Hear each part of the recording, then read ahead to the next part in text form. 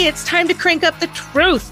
I'm Val Selby, and over the decades of working online, I've learned a most important lesson. Mindset owns your business.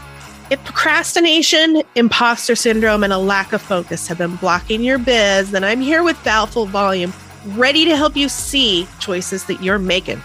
Get ready to own your personality and use your expertise to create the business of your dreams. Now is the time to make changes and live your best life. So let's get to it. Hello, everyone. We're back for another episode, and I have another guest. I am excited for this because, as you all know, I end up having guests on at exactly the time that I need to hear information. And then you get the information that's shared with me in a more pointed effort with actionable tips. So today I have Angela Mulrooney here, and we are going to talk about some branding, and we'll see where that goes. Thanks for being here, Dr. Angela. My pleasure. Thanks for having me, Val. I appreciate it. So if you wouldn't mind, can you tell the listeners about yourself and what you do? So what I do is I help people to pivot to profitable entrepreneurship. And I'm known as the Arsonist because what I'm really good at doing is handing people matches to burn down all the things that are keeping them from being able to step into their full potential, to be able to fully make that pivot. Because pivoting is scary. A lot of people, they've had a successful career. Most of the clients I work with are 55 plus. And so for them to let that go and move into an entrepreneurial role where they are fending for themselves or having to sell themselves for the first time in their life, it's really scary. And so it's really easy to keep these leashes to our old ways of doing things. But once we actually burn away those leashes and unleash ourselves into our full potential and fully step into what we are masterful at in our niche, that's when things really start to change for people. So this is what I do on a daily basis, but it's not what I've always done.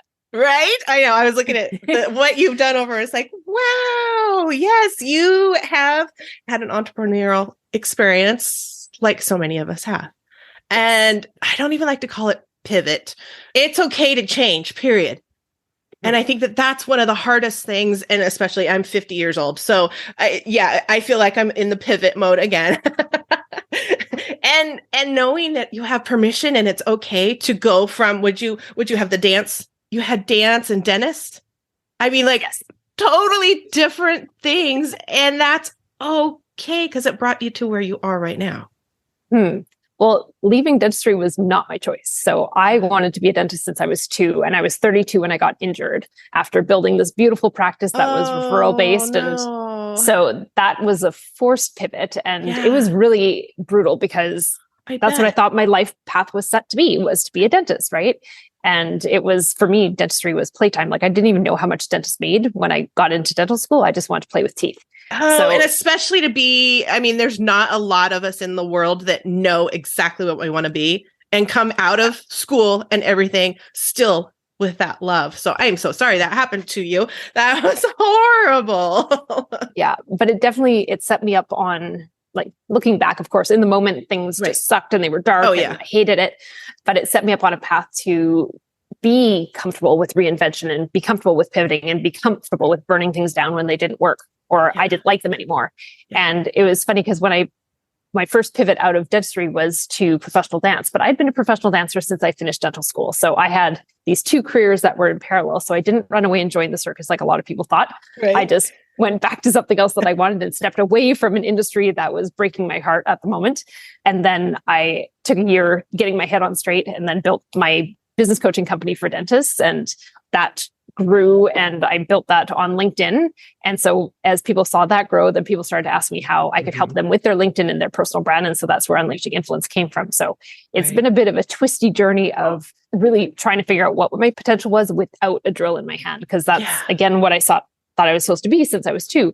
Right. It's been interesting, but it's also given me so many tools to help other people to fearlessly, like, I've looked at worst case scenario many times, and so now when people are like, they have this backup plan that they could go back to and they want to pivot, now it's easy for me to help them to be able to pivot because I can tell them what worst case scenario looks like, and they're not even close to that. Right. So they're in a great position compared to where I ever was. Right. You did not have it ripped out of your hands. Okay. Yeah, exactly. You do have that to go back to. Yeah. Some of us don't have that option. Oh man. I just have to say it's hilarious that you call yourself the arsonist, because my husband's a deputy fire marshal. So, as soon as I saw that, I was just like, oh yes, we have to have a conversation, just because that is too silly. There's an extra connection. So I totally get it why you're calling yourself the arsonist. I love it. I firmly believe that mindset owns our business. So you are talking exactly what I hope to bring my listeners with. We have to be open to what's next. Yes. And not stuck in our ways. I know for me, with over all of the years, there were plenty of times I was stuck in my ways and looking at it like, I have to make this work. I've put so much time into it. I have to make it work because of all the time I'm put into it. Do you have any tips for getting past that idea? Yeah. And that's honestly one of the hardest things, even when people have pivoted and they're already stepped into and committed to their new thing, it's hard to let go of that past identity, not just the things that they were doing, but the identity of who they used to be. Like if you were a C-suite executive and now you're an entrepreneur, really reinventing yourself, even though you're taking all your tools that you've developed over those years and using them, giving yourself that new title can be super scary. So a lot of people will do what I used to do, which was like, well, I used to be a retired dentist and now I do this because I felt like that was still part of my credibility. And it's like, I haven't touched teeth since 2013. So, but it was still, I was so tied to it. So I get when people are entrenched in that.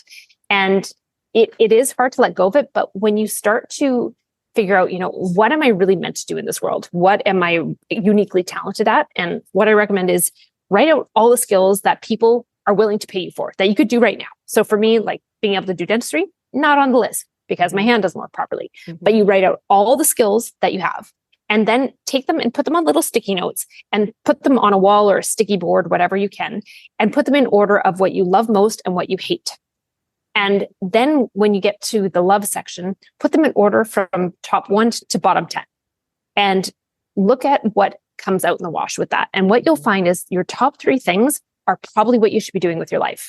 Even if you haven't been paid for them yet, they're things that you love. They're things that you could be paid for. Focus in on that and figure out how you can develop a service offering around that. That is your niche of mastery. And if you can think about it and you're like, if I could only do those 3 things for the next 5 years and be completely happy with myself, you're in the right niche, because that is what is going to bring you joy. And when you are joyful in your work and you're doing what you feel like you're meant to do, the right clients start showing up. The money starts showing up. The ability to be efficient in your work starts showing up. And so you're able to scale your business very quickly because you're not held back by all these turbulent thoughts that are going on that are like, maybe I shouldn't be doing this. What if I should have been doing this instead? That person said I shouldn't do this at all. Like I'm insane for leaving this. And so when you get muddled up with all these thoughts, that's what tends to drag you back and not actually fully step into your potential. And a lot of people need handholding with that. Like the clients that come to me are highly, highly accomplished in their world, but they scare themselves when they step into the entrepreneurial role because they don't have the same validation, right? You're getting measured when you're working for someone else. When you're an entrepreneur, you have to come up with your own set of measures. And oftentimes the adrenaline rush is what we're measuring. How we feel is what we're measuring instead of the outcomes. And then when you look back on a year and go, oh, I didn't make enough money. Oh, I didn't achieve what I wanted to achieve. Then it starts to get really scary. And you go, oh, maybe I should run back to where I was instead of pursuing this, right? Yeah, back to the comfort zone. Yeah, absolutely. Definitely. So you worked in LinkedIn a lot still. It's hard when there's so many different platforms and especially changing directions. I feel like I think that that's part of, because like I said, I'm in transition mode. I know it. I feel like I've been in transition mode for a few months, but my friend and I started another business and it took off. And that left me with my business going, what do I do? But who am I without this business? Am I just going to be just a partner? Do I need my own business? Am I not an entrepreneur if I don't have my own business? Yeah. My hotel room this weekend is going to have like Post-it notes all over it. They're going to be going, what are you doing? Yeah. I recommend those little 1 inch by 1 inch ones, the little colorful ones. They're awesome for that little exercise because you can only write like one thing on it. Yes. So it becomes easier. Yes, exactly. So how did you really dig into what your final stage is now in working with the branding and all of that, because you did it over years. So yes, that should be one thing that I also would like the listeners to pay attention to, is our overnight success could take a decade. We could. Well, so I started building brand after brand around my different talents once I lost my ability to do dentistry, because I really didn't know what I was supposed to be doing. So I was like, okay, I have this professional dance background. I need a year. I want to take a year off from dentistry because it's just breaking my heart right now. So built that company, and it became the second largest adult-based Latin company in 6 months in my city. And then I built the dental business coaching company because I'm like, well, I should use my dental background and all the weird, like I went through some really strange experiences in that short period of time that I got to practice and be an owner. So like, I can use that to reach back and pull people forward in my industry. Mm-hmm. And then when the social media agency came to fruition, I had only officially opened it in January of 2020, January 17th of 2020. We know what happened on March 17th of 2020. The world shut down. And my team looked at me and they went, well, everyone around us is getting laid off. So if you need to lay us off, we totally get it. And I'm like, nah, buckle in. We're going to take this to the moon. Yeah. So my dental company got devastated because dentistry was shut down for, depending on where you were, from a month to 3 months. Yeah. The dance company got shut down because we weren't allowed to gather, especially in Canada. And then the social media agency blew up. Yeah. So by 10 months into the pandemic, we had 14 full-time team members. So I was like, okay, pick the right pony. This is good. Yeah. Thank goodness. Thank goodness the pony was already saddled when it started. And then I decided to sell my house and sell everything I owned and buy a one-way flight to Nicaragua and start a new life. Because all my work was online. And by that time, I'd actually already sold one of my companies. I sold the dance company because I was like, you know what? I just don't want to do this anymore. So I was going to hedge my bets onto 2 of my companies. So I bought a flight, and about 3 months into being here, I was back to working 100 hours a week and sitting in paradise. Like, what am I doing? Like, the whole point of me moving to paradise was to reset my life and not be addicted to entrepreneurship and all these things. And I'm like, okay, wherever you are, there you are, right? So myself followed myself across the world, and I was still the same person. And the stuff that I'd burned down, I just built more stuff in its place. So I was like, you know what? This is a problem. I have a problem. I have an addiction. And if I'm going to do something about it, I need to do something drastic about it. So I was like, okay, I know I need to burn more things down, but I want to do it with intention, because obviously selling one company, selling my house, moving countries was not enough. It seemed pretty extreme to a lot of people, but it obviously wasn't enough. So I was like, okay, what is it that I can do so I just want to have one company. Managing full-time creatives, not my idea of a good time. So I just want to have one company. I want to take it to $1 million. I want to have one offer that I can drive, and I can work 12 hours a week, changing the world with what I know and helping other people to do the same thing. So the exercise I told you about, those skills, that's what I did to figure out what my niche of mastery was. And what I figured out my top 3 things is one of them is I'm amazing at cracking people open. So they can tell me their stories and I can see all the pieces and I can pull it together and give them a product to put into the marketplace. Then I'm really good at helping them to start lighting the fires and get rid of those things that don't belong in that niche of mastery. And then helping them to fully step into their niche of mastery and like really own who they are. So I was like, when I realized that, I'm like, okay, that means I should not be owning a social media agency. That means I should not be running a dental coaching company. So I started divesting those, sold those off, and just kept the Unleashing Influence name and fully niched into what I do best. So that's how I ended up getting to where I am today. But it took that process of burning away those last 2 companies. It happened over a 4-month period. It was pretty fast. Yeah. Because I was like, once the rose-colored glasses broke, I was like, oh, I can't not see what I'm seeing, and I need to do something about it. Exactly. Right? Yeah. Once you're aware, you can't be unaware. Yes. And especially, like you said, being in paradise and going, I'm not even outside in paradise. I mean, I could just picture it, just sitting in the house doing exactly what you did. It doesn't matter where we are or what we're looking at. It's like, yeah, here we go. 14 hours. Yeah. And that was the point of moving, because I'm like, well, my companies are all online, so I might as well be somewhere else in the world instead of sitting in a snowbank in Calgary. Yeah. So yeah. And there's so many women, we start businesses specifically to get our time. And then we bury our time even more because and we just tell ourselves, we're like, well, we're working on our business. We're doing this. It's growth. Well, it's not an hour commute anymore. So I can put that hour that I was commuting back into working on the business. It's like, no, there's only so many hours. And we really need to have control of doing them how we want to. Yes. Agreed. And helping figure that out. And it's easy to drown in your own ambition, especially if you're really passionate about what you do. It doesn't feel like work. Yeah. Right.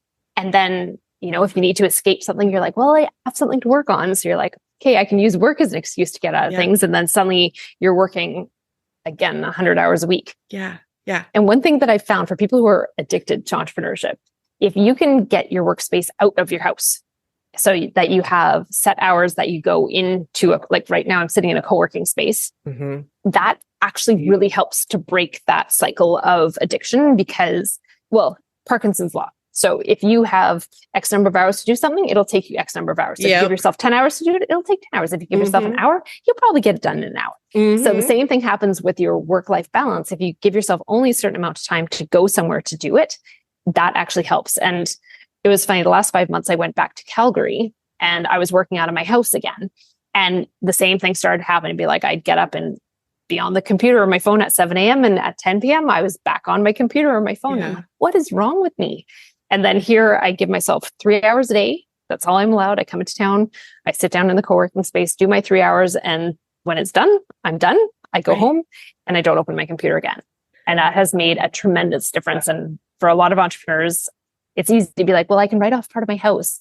But if you're losing that work-life balance because your workspace is in your house and it's, you're always like reaching for the computer, work outside your house. Spend the $300 a month it costs to get a co-working space. Right. Yeah. We've even talked next house, because my husband's like a little over 3 years from retiring, of having a separate space outside of the house, like a she shed or something that would just be the office. Because it's great that I have my own office here. That was a nice step in the right direction from working in the dining room, right? Yeah. But even so, it's so easy to walk on past and go, I'm just going to check something here and get back in that horrible habit of not taking the time off that I have scheduled, which has made a difference. Because like you said, if I schedule 8 hours of work, I'm going to get it done in 8 hours, even if I could get it done in 3. And then go take a walk, do those things that I want to be doing, that I tell myself I want to be doing, but I'm not prioritizing. Yeah. There's always something we could be doing in our business. Always something more. That is amazing that you get to run away and go enjoy paradise. And now you're doing exactly what you want to be doing as well, and helping women or helping people, I should say. I'm not sure if you just stick with women. No, I'm pretty 50-50 on that. Awesome. Do you have any other last tips that you would like to share about maybe the work-life balance? That seems to be where we went. Well, the work-life balance really comes from also knowing what you want to achieve, right? Mm-hmm. So if you can have those 3 things that you are really great at, and those are the only things that you say yes to. So when I was trying to break my habit of being able to do all these things, because I have an expansive skill set because of dance, because of and the management business part of it and everything. Yeah, exactly. So when you're trying to actually get yourself to let go of the extra things and just niche down, I recommend putting those 3 things that you're allowed to say yes to in front of your computer. Mm-hmm. So if you have a whiteboard in front of you, have those 3 yeses. And if someone asks you to do something that is outside of those 3 yeses, have other people that you can refer to. Mm-hmm. And start saying no to the things that don't align with where you're trying to niche yourself into. Because especially if you're trying to build a personal brand, like you have to be known for something. Mm-hmm. If you come across as a jack or Jill of all trades, you're a master of nothing. People want masters, and they will hire you. They will pay you a lot of money if you are a master of something, and you can get them quick wins. You can give them the ability to execute fast and get consistent results. So if you are wanting to make that niche, get those 3 things written out and start saying no to anything that's outside of it. And it's hard because at first you're like, I'm leaving money on the table. Right. What if no one actually wants these things?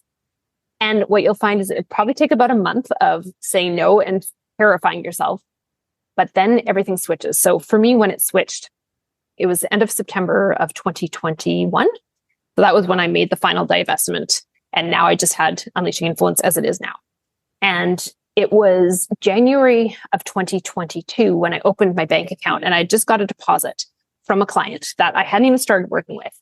And the deposit was for more than I would have made in a month working as a full-time dentist. Awesome. So it was good money. Yeah. And it was funny because up until that point, I had kept saying yes to people who were like, oh, I can't afford it. So I'd be like, oh, I'll make you a deal. I'll give you a payment plan over the next 5 years.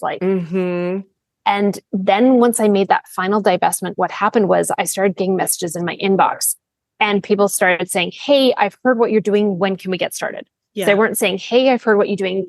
How much does it cost? They had already heard about some of the people I've been working with, and they wanted to work with me regardless of the cost.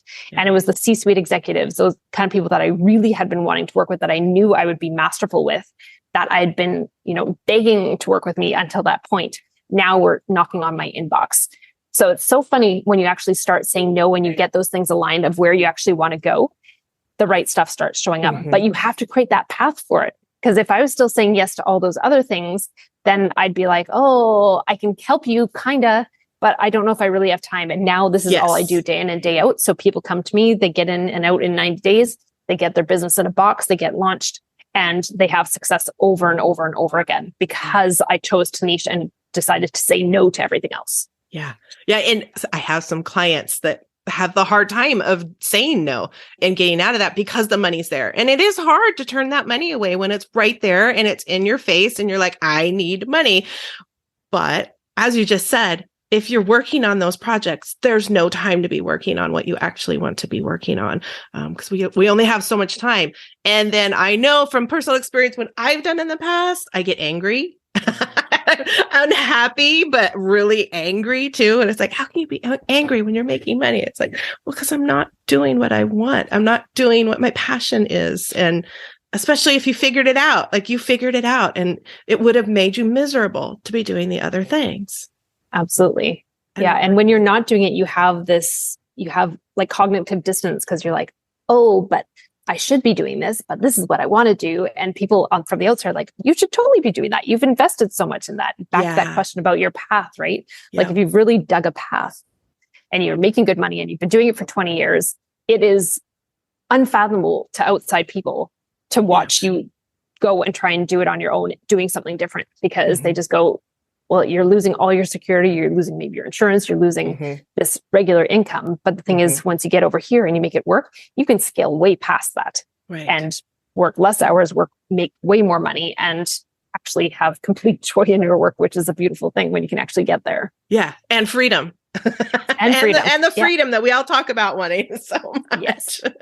Awesome. Thank you so much for being here and have this conversation and bringing things that I love to talk about. And I love that my listeners can hear it from you in a different perspective, because you never know when that wording is going to resonate. It's going to click for them.